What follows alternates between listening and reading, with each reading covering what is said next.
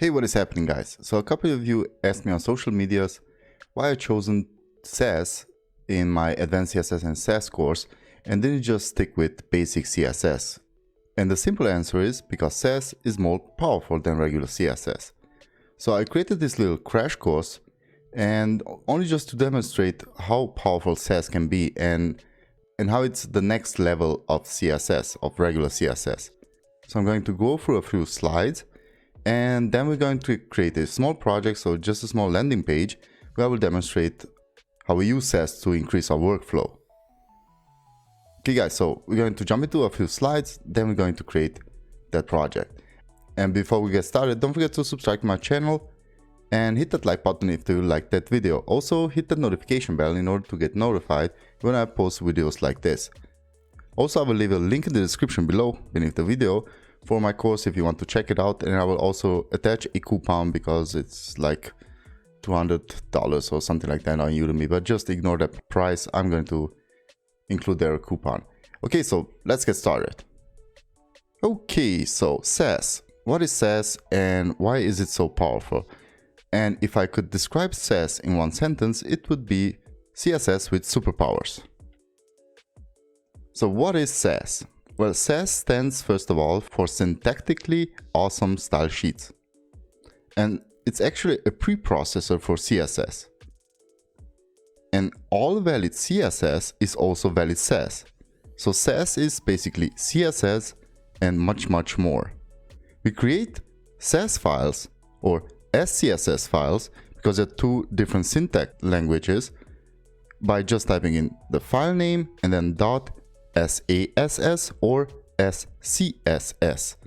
And the difference between the two of them is that SASS does not use curly braces and SCSS uses curly braces, and I'm going to prefer that way for this crash course. Also, we will need a compiler in order to compile our SASS or SCSS into regular CSS because browsers do not read Sass or SCSS, only CSS files. So what are the benefits of using Sass? We will write cleaner, easy and less CSS. A huge benefit is also nesting. You can use nested syntaxes and useful functions like color manipulation, map functions and other values. It is also compatible with all the versions of CSS, so you can use any available CSS library.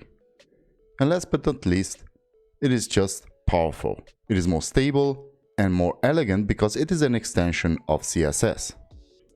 So how do we get those benefits? Well, by using our Sass features, which are variables, partials, mixins, functions, operators, extensions, and inheritance. And you will see how easily and fast we can create beautiful CSS by using Sass. So what are variables? Well, first of all, variables are also included in regular CSS, but Sass has had variables for a longer time. So the way we declare variables is by just typing a $, then the name of the variable, and then assigning it an expression. For example, for this variable dancing, we added a font of dancing script and cursive. And then we could call that variable. For example, if I would assign a h1, a font style, and then I would just assign it the variable of dancing. And if I would change the variable, it would automatically change. And we can also assign them colors. For example, if you want to have a light color with the hash of FFF, then I would take a paragraph tag and just give it a color of light color. And if I would change that color, for example, in the case of the primary color, then I would just change the value of the color and the variable will be automatically assigned a new value. Partials are also extremely powerful. And you can create partial Sass files that contain little snippets of CSS that you can include in other Sass files. This is a great way to modularize your CSS and help keep things easy to maintain. A partial is a file named with a leading underscore. The underscore lets Sass know that the file is only a partial file, and then it should not generate into a CSS file. Sass partials are then later used by using the @import rule, which will import our partial into a main SCSS file. And then that SCSS file will generate a CSS file that will be included in our HTML. Mixins are also an amazing feature of Sass. Mixins allow you to define styles that can be reused throughout your style sheet. Mixins are defined by using the @mixin rule, which is written @mixin, then a name for the mixin, and then within curly braces we'll assign it some values. Or we can also use an argument. For example, this mixin of reset list will have the margin 0, the padding 0, list style none, and then we will include it in another mixin of horizontal list, and within this mixin we will set a list item to display inline block, and then by using nesting we will then include a list item, and as you can see we can display it as inline block, set the margins to left -2 pixels and right to EM. Now functions allow you to define complex operations on Sass script values that you can reuse throughout your style sheet. They make it easy to abstract out of common formulas and behaviors in a readable way. Functions are defined using the @function rule. So if you wish to define a function, then we just type in @function, then give it a name, then an argument, and within curly braces we would assign it something to do. But a function also has to return something, and for this we will use the @return rule. Sass also has operators. It has equality operators, logical operators, comparison operators, booleans, and null. And Sass also has if statements, else if, then it has loops like each, for loops, and while loops. So as you can see, Sass is something like a more dumbed down JavaScript. And this doesn't mean that if you learn Sass you will know JavaScript, but I could call it a starting point. Okay guys, so that's it for the slides. Let's jump into our project. So for the project we will just create a simple landing page which will have in the middle, not actually in the middle, but a bit to the left, a navigation menu. Then it will have a contact section right here, a about section here, a footer section, and a top section, and it will also have some animations in it. Okay, so this is our project, pretty simple, pretty straightforward. So let's open up Visual Studio Code. So I'll be using Visual Studio Code for this. And first things first, so let's open it up. Let's resize this right here. And let's make it just a little smaller. And now let's resize Visual Studio Code here. So first things first, you will need a few extensions for Visual Studio Code. If you don't have them, no problem. I will show you how to get them. So first go on the extensions, and the first extension that we'll need is Live Server. So this one right here, just install it. I already have it installed. Just install the Live Server, and this will set you up with Live Server. If you need to restart, then please restart your program. The next one is the Sass compiler. So just type in here Sass, and you will see this Live Sass compiler. Also install this one, and this will help us compile our Sass and then generate a CSS file. I will show you how we do that. Okay, so let's create first of all a new folder. I just call it Sass Crash Course. Okay, now let's drag and drop it into our Visual Studio Code. And I will link down in the description the HTML files and one image. So this image is actually from Pexels, I believe. Yeah, it's from Pexels. So let me just copy. Okay, so we have this in here. Let's create a index.html. Now let's create a folder for the image. and another folder for, not within here, but outside for Sass. Okay, so this is where our Sass files will live. I'm just going to create a style.scss. Okay, so this is how we define Sass files.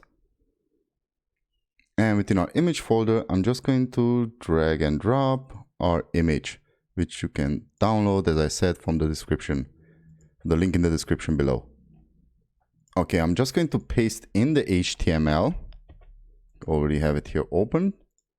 And let me just really quickly go through it. So we will need font awesome for the HTML, because we will use these icons right here from font awesome. And also, let me resize this, these icons down here are also from font awesome. And we will also use Google Fonts. We are going to get two fonts, so this is one of them. And also this is another font. And yeah, let's quickly go over it. So as you can see, I linked up my CSS, and you can see this is a distribution folder. I'm just going to show you really quickly why this is. So now we're going to create a partial file. So within the Sass folder, be sure that you're in the Sass folder. Create new folder, and I said underscore. I'm going to call this config. Okay, .scss. Because it has this underscore right here, it's a partial and it will not generate a CSS file.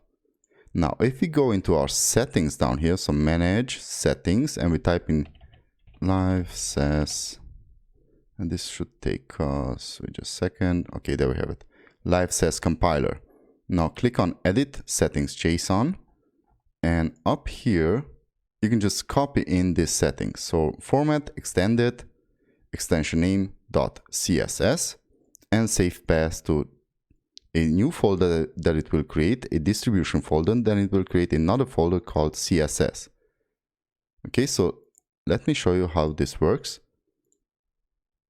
We are again in our Sass folder, and in our style.css, so not in the partial. Now I'm going to just copy in a basic reset. Okay, so right here, I'm going to comment this out because this is going to result in an error. So we reset everything by using star, and before and after, margin 0, padding 0, box sizing border box, style is none, text decoration none, and overflow hidden. And if I hit save now, and also down here, in order to start our live server or live compiler, I will first of all click on watch Sass, and now as you can see up here, this folder was generated and a CSS file was also generated. Now let's click on the CSS file. As you can see, it's basically the same CSS that it is in our style.scss. Okay. If I would take this out, so by using cut control, let me just click on it, cut, so it's out. I would hit save again, go into our style.css. You can see there's no CSS generated. Now if I go into our config, paste it back in, save again, what do you think will happen? So let's check out our CSS. Nothing, because as I said in our presentation, in order for a partial to generate CSS, we need to include it in our main CSS file. So let's type in here, import, and I'm just going to type in the file name. So you can use this with underscore config and hit save. Now let's check out our CSS. You can see it's generated, or you can leave it out. So without the underscore, hit save again. Let's take a look in our CSS, and it's generated. And just to show you this, let me just comment this in, because this is a perfect example. So font family, and this is a variable, lato. And now as you can see down here, I'm prompted with an error. Now let's take a look in our CSS. Nothing was generated, nothing new was generated. If I would now type in here just sans serif, okay, and we hit save, you can see here it's the partial was generated, or the CSS was generated, so it's success.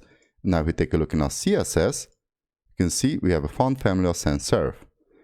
Now I'm going to go back into our config and Control Z, because we are going to use this. And really quick note, as soon as you have an error, it won't pass this point. And that means that this is a cascading style sheet. It will stop here and ignore everything that you have underneath of this. Okay, so let's comment this out and create a new partial, which we will call utilities. And in our utilities partial,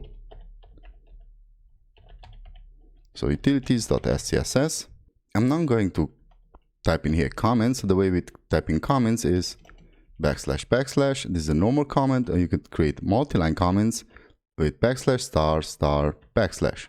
Okay, so if I would comment something in here, and it's a multi-line comment. If I would comment something in here and step out of it, it doesn't work. Okay, so this is a single line comment, and down here we have a multi-line comment. So let's type in here comment of variables. And as I said, how we create variables, so let's just type in another comment, fonts, and let's create a variable called dancing, and we'll assign it a string of dancing and curves. So as I said, I have this from Font Awesome, and I will just copy in the link, and this link needs to be imported. So we will go into our style. Up here, it is the first link that we need. So as you can see, it's from Font Awesome, CSS2, Dancing Script, and the font family of Lato. So both of them are in here. And the font weight is 400. Okay, now if I would go here, hit save, then go back into our config, and actually comment, did I leave it at Lato? Okay, so let's include the second variable, Lato. And I'm just going to copy in the string of Lato, so for the font family. And now if we go back into our config, comment this back in, so take a look down here. Now we still have an error because I didn't include it. So right after our config, I will now import, so add import our next partial, which is utilities. Okay, hit save.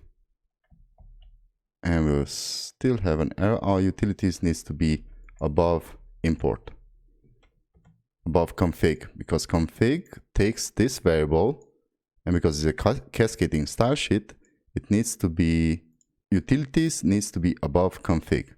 Okay, so now we have success, and now let's take a look in our generated CSS. As you can see, we have now the font family of Lato sans serif.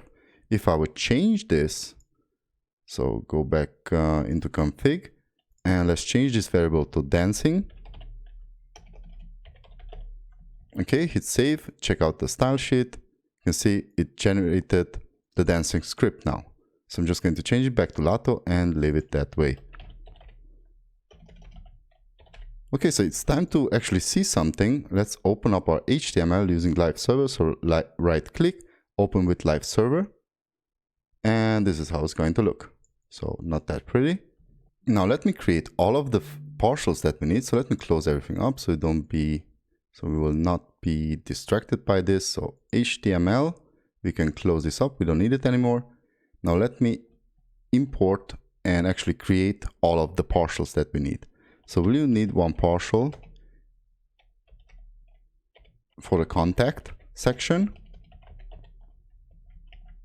Then we can just copy this a few times. Next up will be navigation. So just nav, about, and footer. Okay, so now let me go back into the utilities and create a few new variables. And this will be colors. Now in our colors, I'm just going to create 3 colors. First will be the light color. And I'll assign this a value of #FFF. Then a main color, so main C, and give this a hexadecimal color of A77, 3, and 7. And close this up. And the next variable will be secondary color, so just sec C. And also the hash of 1 EA2327. Okay, so let's close this up. Oops, something went wrong here. Don't need the A.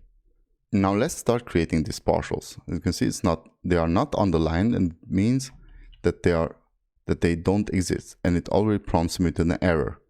So let's start creating them. So this would be contact, new file, underscore contact.scss.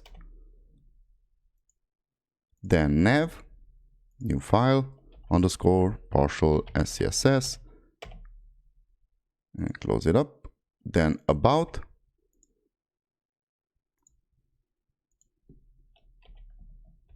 .scss, and the last one will be footer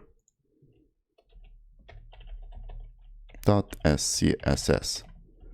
Okay, so now as you can see, everything is compiled successfully. Our Sass is working again. Now I will close up this style.css SCSS because we don't need it anymore. And first we're going to style our contact portion section of the page. So let's open up our contact and also open up our HTML, because I want to show you something up here. So the first thing is navigation, then comes this section, the section ID of main.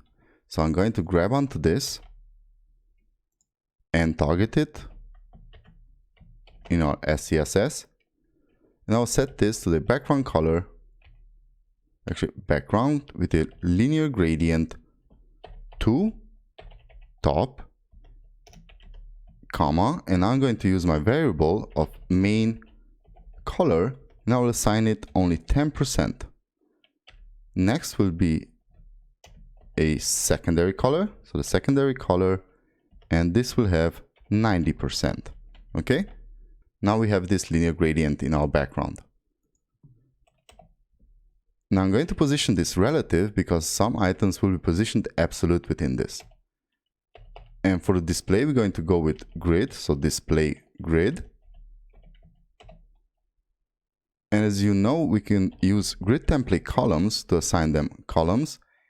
And we can also use viewport widths. So I'm going to go with 35 viewport width for the left side. So two columns, one being 35 viewport width, and the other one will be 65 viewport widths. Okay, now let's hit save. And actually I made a mistake. I wanted to take the class of section container. So let's take this class because this wraps around all of our sections. So let's grab onto the class of section container. And as you can see, I did something that we usually do not do in CSS. This is called nesting. I'm going to nest the class of section container in the ID of main. So I'm going to take this out, cut it out, paste it in here, and now we have our two columns. Now next we're going to grab onto the class of contact container, which is somewhere down here, contact container, which will contain our image. Okay, so let's grab onto the class of contact container. And I'm also going to display this as grid. So display grid. And this time I'm going to take the grid template rows and create 3 rows. So this section right here will have 3 rows. The first row will be 60%, the second will be 35%, and the last one will be only 5%. And the last one is actually the footer section. Now it's a bit smooshed together, but we'll take care of this a bit later on. Now again, using nesting, I'm going to take the class of image contact. Okay, so within our contact container, I'm going to nest the class of image contact, and I'm going to assign it a background with a URL, and now I'm going to choose the path of our image, which is in the image folder and the file of main image. Now by using the shorthand, I'm going to assign the image a few properties. So first of all, no repeat, then it should be centered, and then center again and /cover. And I'm covering all of these actions in my CSS course, so I'm not going to go in much detail for this. Now again, this is the third level of nesting. I'm going to take the H2, which is this right here, this title, within our image contact, we have an H2, and I'm going to nest it into the image contact into my Sass file. And I'm going to position this relative, assign it a font family with a variable of dancing,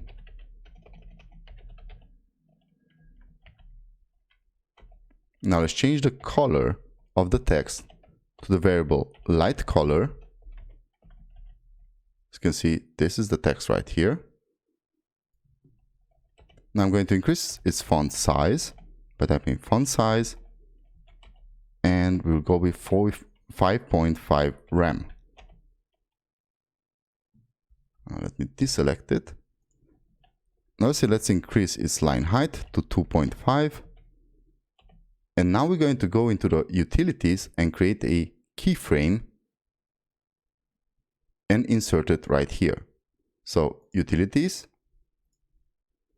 and let's type in here a comment of add keyframe, actually animation. Animation. Okay, now let's create a keyframe. I'm just going to call this text. And this will go from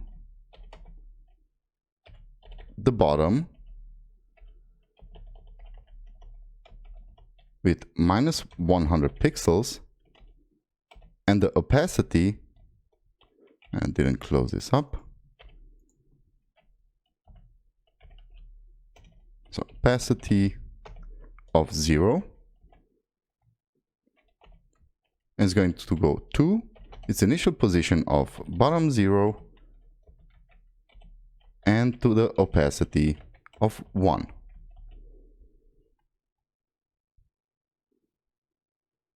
Now let's include our animation or our keyframe by typing here animation with the name of text, the duration of 3 seconds, and ease. Okay, so now if we hit save, our animation is working.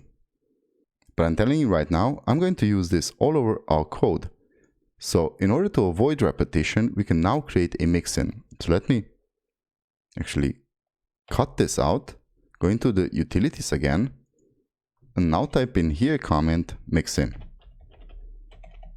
And the way we create mixins is by typing add mixin and then give it a name. I'm just going to give this a name of anime. I'm going to paste in here the animation that we just created. Now in order to call this mixin, so as you can see, if I hit refresh, this isn't working right now. I'm going to copy the name of the mixin, go back into contact, and right here in our H2, I'm going to now add include and just type in the name of the mixin, close it up. As you can see, it's already working. So if I hit save again, the animation is working. Now the text should be in the center of the page. Well, we can do this by just typing text, align, and center. And this will push the text into the center of the page. But because some texts I already know that will be centered in our page, I'm now going to create a few classes which will position the text either left, center, or right to the page. And if you take a look in our HTML, you can see we already have this T-center class. Now we are going to use a each loop for this.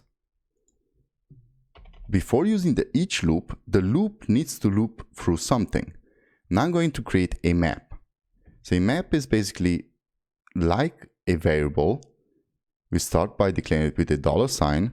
Then I'm going to give this a name of text, align, and underscore map. So it doesn't matter what name you give it, but the way we create maps is by typing it to dots, then parentheses, and a map has always a key value pair. So the first thing is the key, and type in here left, and then assign it a value of left, and then comma. Now I'm going to copy this 2 more times. I'm going to change the first 2 to center, and then the last one to right. Now I'm going to just create a class of .t, now open and close curly braces, and call the @each loop. Now this loop awaits for a variable and a list. But I can actually use two variables. First variable will be the key, and the second variable will be the value. So I'm just going to type in here name, and it really doesn't matter what you type in, but just know that the first one will be the key and the second will be the value, and the second will be value. Now for the list, we're going to use the text list text align map. So let's just copy this, include it here.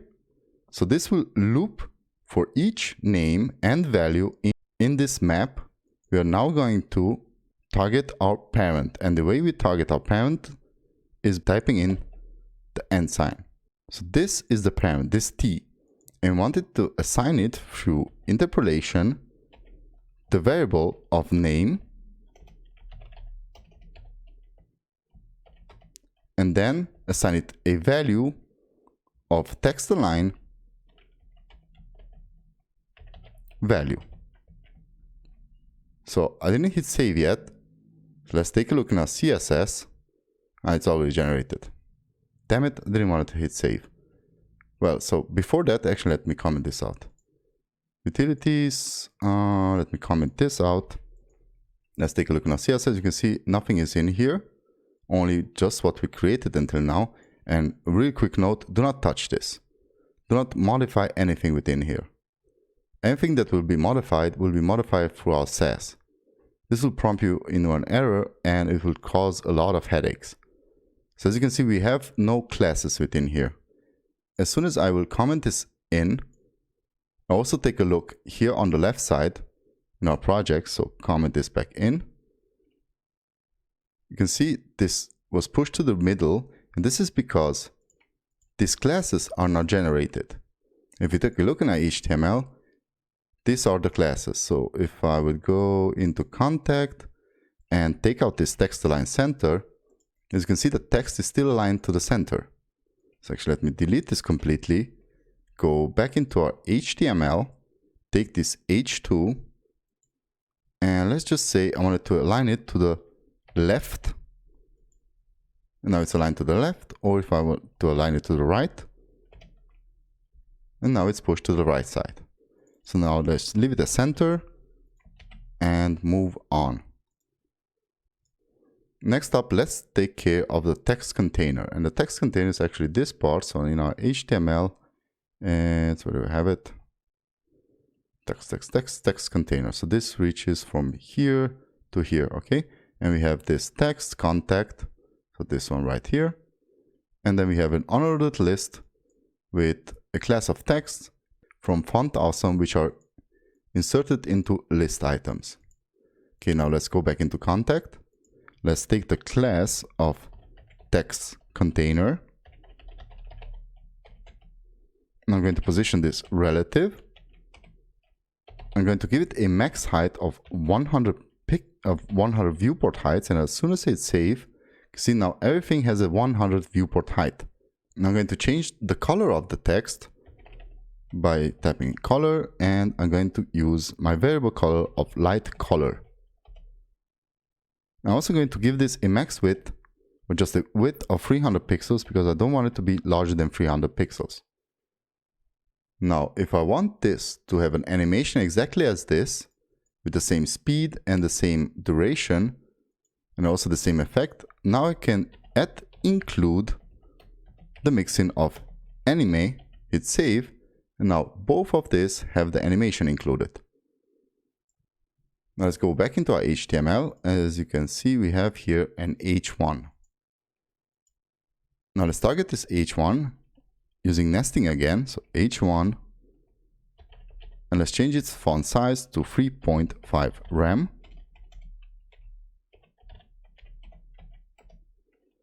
Let's push it from margin bottom to 2 rem. So just push it down a bit.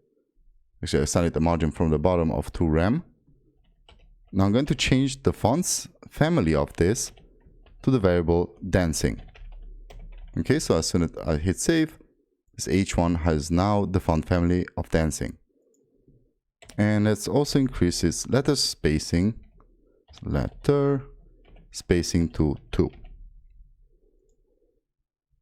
Okay, next up I'm going to take the class of text.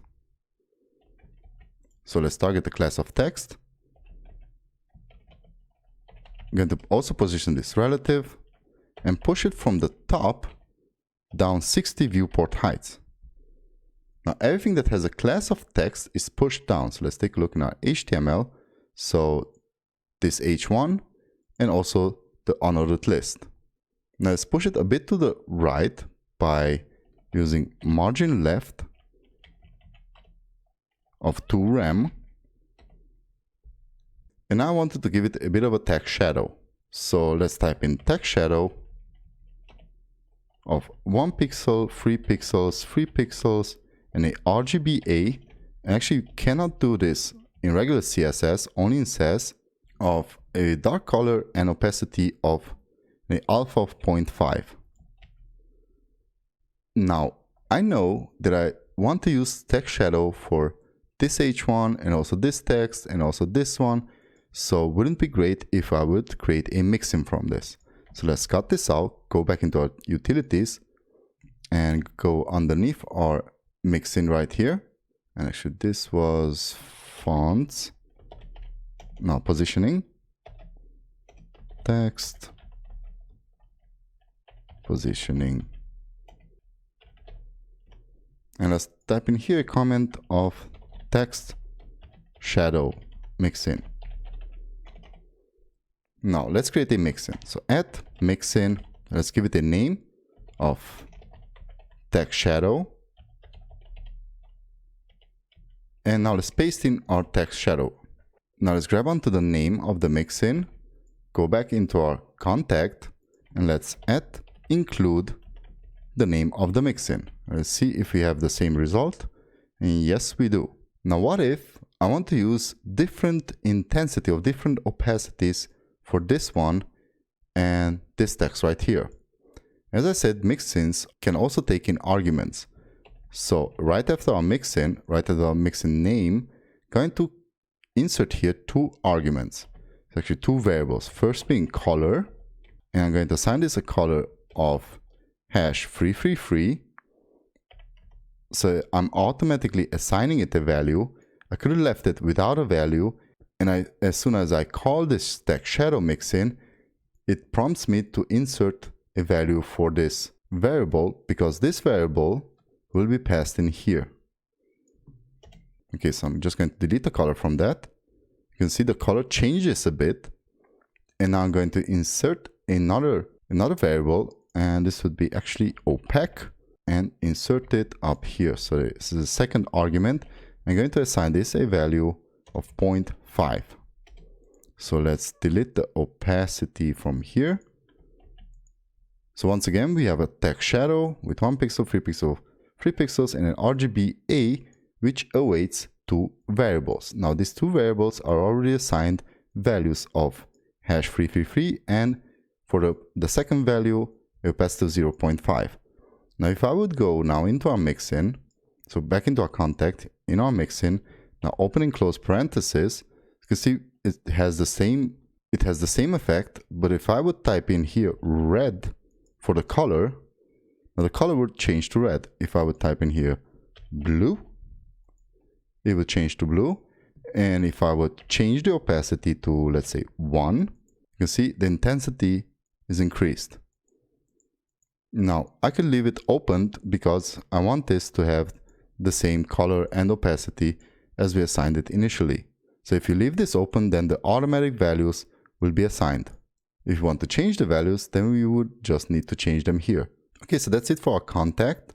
Now let's, I wanted to increase the line height also because they are just too smooshed together, so line height too. Now we can close up our context partial and get started with our navigation. So let's open up our navigation, and I'm going to grab onto the class of navbar.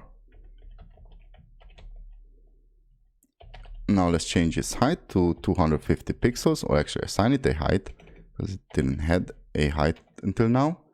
200 pixels for the height, and for the width also 200 pixels. 250 pixels, sorry. Now I'm going to position this absolute. And because let's take a look in our config, our body is positioned relative, I can now position the navigation absolute within it. And I'm going to position absolute from 35% from the left and 50% from the top. So top 50%. I just said 50 and typed in 60. Okay, so our navigation is now, it's hidden. And to fix this, we're just going to type in z-index and free. Okay, so there's our navigation right here. Now I want to push it a bit to the left and also down again. So let's transform and translate on both x and y axes with -50% and -50%. Okay, so this is pushed now right in the middle, approximately. Now let's give it a border radius. Actually, let me first give it a box shadow. A box shadow of 007 pixels, 2 pixels, and a RGBA of, yeah, I could just leave it as it is. Maybe decrease the alpha to 0.8. Now let's give it a border radius of 50%. And this will cut down, and this will also stop my server. So this will cut everything down to 50% border radius. So we have this nice circle right now.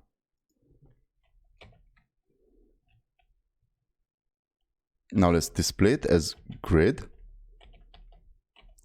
and give it a grid template column of just 1 FR. And this 1 FR is 1 fraction. And now in order to push the items to the middle, I'm just going to type in align items center. And this will push our items down into the center of the grid. Let's also increase their line height to 3. And I'm going to use the parent selector again. And as I said, the way we use parent selector is ampersand. So this is targeting now the nav bar. Actually, let me show you this without this. So class nav bar hover. In the hover state, I want it to change its background to a linear gradient to the right of the variable secondary color and a RGBA of the variable main color with the opacity of 0.1. Okay, so if I hover in it, you can see it's taking effect. So now if I would do this, let's just cut this out and delete this class. Now go into our nav bar class, type in ampersand, and then hover again, and it will have the same effect. So this means that it's targeting the parent. Okay, so now I'm assigning a hover effect to the parent selector. Now staying within our class of navbar, I'm now going to target the anchor tags and give them a color of light color. So the variable light color.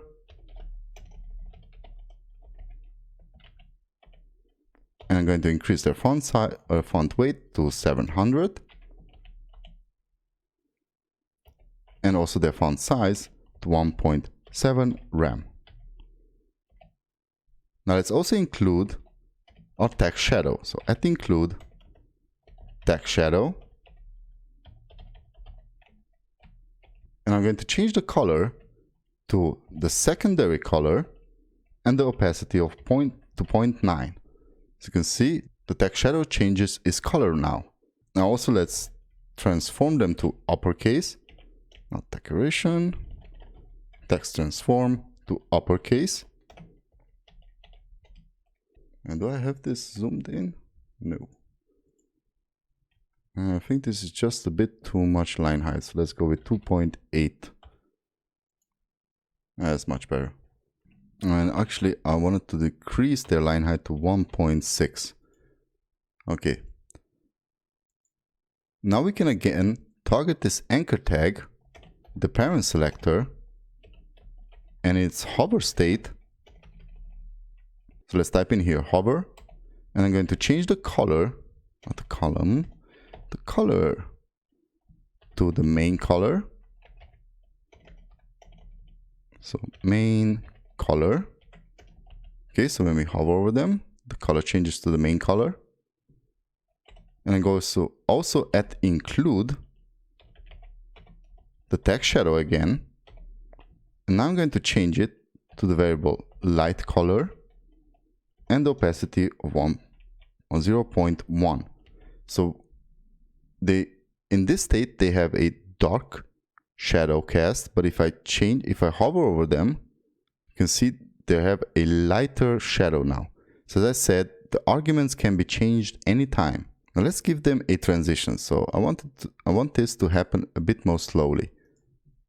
So let's create a transition of 0.5 seconds and ease. Okay, so when I hover over them, and if I hover out, this is too quick. So let's also go outside our parent selector. I'm going to assign the parent a transition of 0.5 seconds and ease. Okay, so if I hover over them, they have a 0.5 second transition. And if I hover out, they also have a 0.5 second transition. Now I already have here a repetition.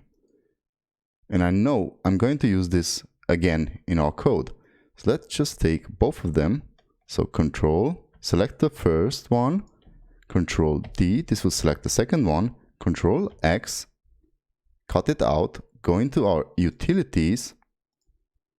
Now down here, I'm going to type in a comment of transition mixin. And underneath of this, I'm going to create a mixin, which I'm going to name trans ease. And within this mixin, I'm just going to paste in, actually just one of them, paste in this. And we can also set an argument for this 0.5 seconds. So let's go up here, create parentheses, create a variable of, I'll just call it speed, and assign it a value of 0.5 seconds. Save it, and now let's replace the 0.5 seconds with the variable speed. So it's automatically assigned.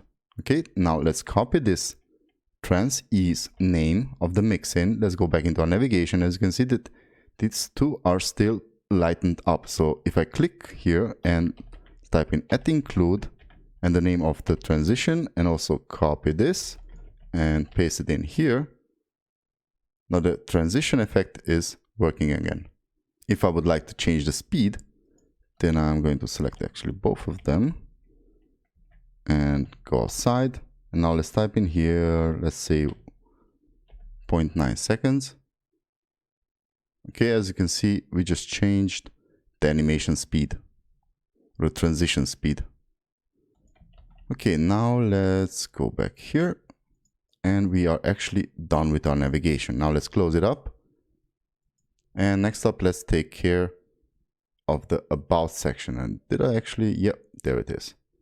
Now, the About section is really quick. So just target the ID of About.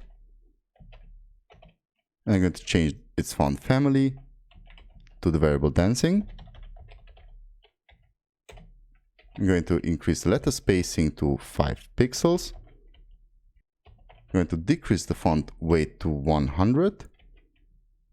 And now I'm going to take the H2 from it and let's give it a font size of 3 rem and a margin of top and bottom 2 rem and left and right 0. So the first two values are for top and bottom and the last one is for left and right. Now also let's include the animation effect here. So at include anime. Let's close it up. Let's also include our text shadow. At include text shadow. And let's go here with the variable of light color and opacity of 0.15. Okay. Now let's change its background color. So background color to the variable of secondary color. And for the color, we'll change it now to to the main color. So main color. Now this is a perfect moment for us to create a function. So let's go back into our utilities, and now let's create a typing a comment function. And the way we create functions is at function. Now let's give it the name of color function.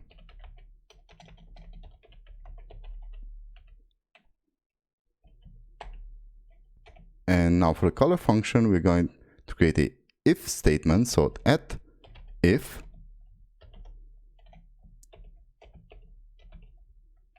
the lightness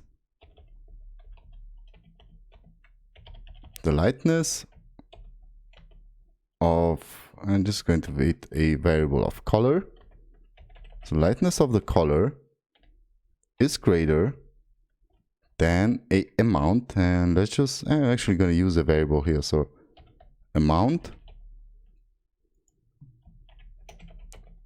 then it should return, not error, but return a secondary color. And at else, it should return, actually close this, it should at return a main color. Now I'm going to assign this into our function, and also for the amount, so this is going to wait for a color, and for the amount I'm going to give it 40. So it's just 40 lightness, and you will see how this works. So let's go back into our about, and the way we want to achieve exactly the same thing, but this time I'm going to, instead of using the variable here, I'm going to use the function name. So the way we call functions is by assigning it to, in this example, to the color. I'm going to call our function, and now it awaits the argument, and the argument will be secondary color. So it would check. You can see we have the same result. So it checks if the lightness is over 40, then it will assign it a color of secondary color, and if it's not, then it will assign it a color of main color. Now we could simplify this. So instead of having background color here and color here, I'm going to take these two now. Actually, let me copy them and comment them out. It won't take any effect. Let's go back into our utilities. Now let's create a mixin. So at mixin again, bg text color. And this is going to take in only one argument, which will be background color. So we'll check for the background color. And the background color that we are going to pass in here when we call the mixin is going to be passed through in the background color, and then also pass through into the color. And as soon as it's passed into the color, it will check this function. Okay, so let's see if I copy the name, go in here, and the way we include mixins is at include, and just call the mixin. Now I'm going to pass in the secondary color. Okay, so the dark color, as you can see, it has exactly the same effect. So if I would also change my main two colors, and here now variables, utilities. So if I would go up here, let me give you a perfect example of this. So let me just copy these two down here, comment them out, and let's change this to, let's say, a yellow, and the secondary color will be some kind of dark blue. Oh, there we go. You can see this also takes effect. So I just changed two colors and the entire site changes its colors. So this is why Sass is so powerful and amazing. So let me comment this to back out. Let me go with red. Let's see how red looks. So I'll go up here, a bit of orange. This looks terrible. Or, yeah, it looks terrible. So let's comment it back out and comment this to back in, and our site is back to our initial form. So let's go back into our about, and I'll actually finish. Yeah, we're finished with our about. We can save it and close it up. So all we have to do now is style our footer. For our footer, we're going to take the ID of footer and position it relative. We're going to already include here, so at include our function again. So bg text color function, and we're going to go with main color for the background color. Now let's take the class of social section. So forgot the C here, section, and now it's align everything to the center. This tends to align center, or we could just go into our HTML. It's the perfect example for social. So we have the class of social section, and within this I'm going to now also assign it of T center, another class. And if I would go back into our footer and comment this out, it would still have the same effect. If I would go back into our HTML and assign them to the left, then it would be pushed to the left. Okay, so let's just leave them at the center. So we have now two classes included in here. As you can see, we have the social section and the T center, which will align all of our text to the center. Now let's go back in here and let's give it a bit of padding from the top of 0.5 rem. And now I'm going to display it as flex. And the reason why I'm doing this is because I want to justify the content with space evenly. Okay, so now our items are spaced evenly in this section right down here. Now, still staying within the class of social section, I can say social section. Social section. There we go. I'm going to target the icon tags. Whoa. So icon tags. And I'm going to include the mixing of transition ease. So trans ease. Not this. Don't need this. I'm now going to increase their font size to 1.5 rem.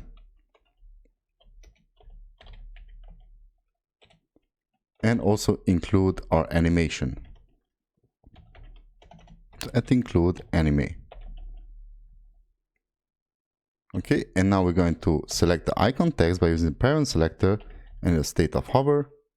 I'm going to give them a cursor of pointer, change the color to the variable light color, and at include again our transition. So trans ease, and there we go. So we hover over them, the color changes to white, and they also have this nice transition effect. Okay, so that's basically it for our crash course. Hope you enjoyed it. Hope you also liked this project. Let's take a look at this again.